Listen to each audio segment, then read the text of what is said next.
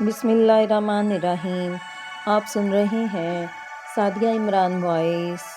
اللہ تعالیٰ نے اس زمین پر اپنے بہت سے نبی اور رسول بھیجے جن کی درست تعداد صرف اللہ تعالیٰ کو ہی معلوم ہے، لیکن اللہ تعالیٰ نے جن کو سب سے پہلے اس زمین پر بھیجا وہ حضرت آدم علیہ السلام تھے۔ اللہ تعالیٰ نے حضرت آدم کو اپنے ہاتھوں سے خود بنایا۔ اللہ تعالیٰ نے سارے زمین سے خاک جمع کی اور اس کو ایک پتلا بنا کر اس میں روح پھونکی اور ان کو حضرت آدم کی شکل دے کر اور انسان کی صورت بنا کر اس زمین پر بھیجا۔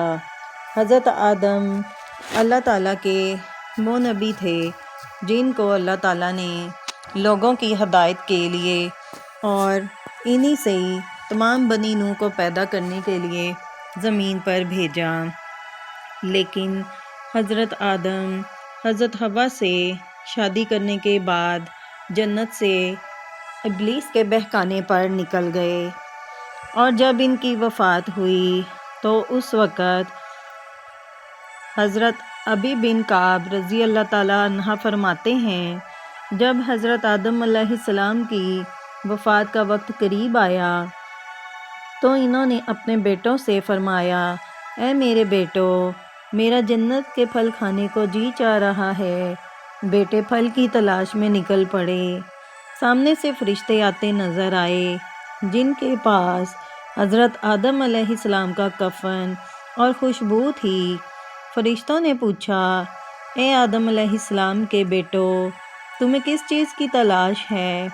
بیٹوں نے جواب دیا، ہمارے والد صاحب کی طبیعت ناساز ہے اور وہ جنت کے پھل کھانے کی خواہش رکھتے ہیں۔ فرشتوں نے کہا، تم واپس چلے جاؤ کیونکہ تمہارے والد فوت ہونے والے ہیں۔ فرشتوں نے آ کر ان کی روح قبض کی، ان کو غسل دیا، کفن پہنایا، خوشبو لگائی اور آپ علیہ السلام کے لیے قبر تیار کی، پھر نماز جنازہ ادا کی اور قبر میں رکھ کر اوپر سے مٹی ڈال دی۔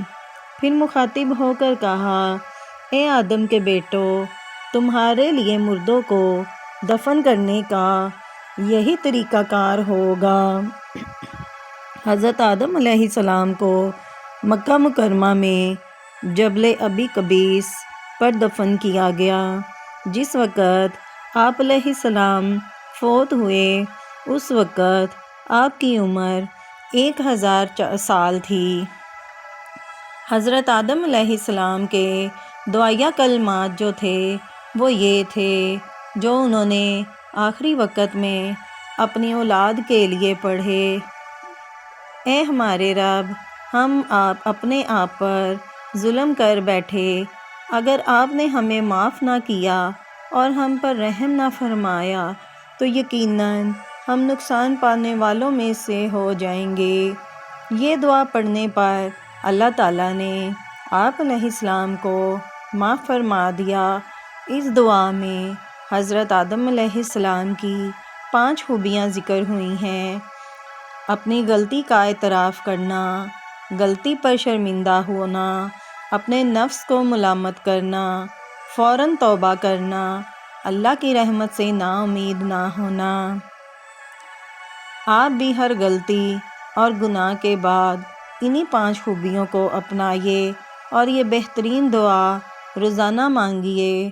اس کے بعد حضرت آدم کی روح اللہ تعالیٰ نے قبض کر لی اور وہ اس دنیا سے رخصت فرما گئے۔ آمین ثم آمین۔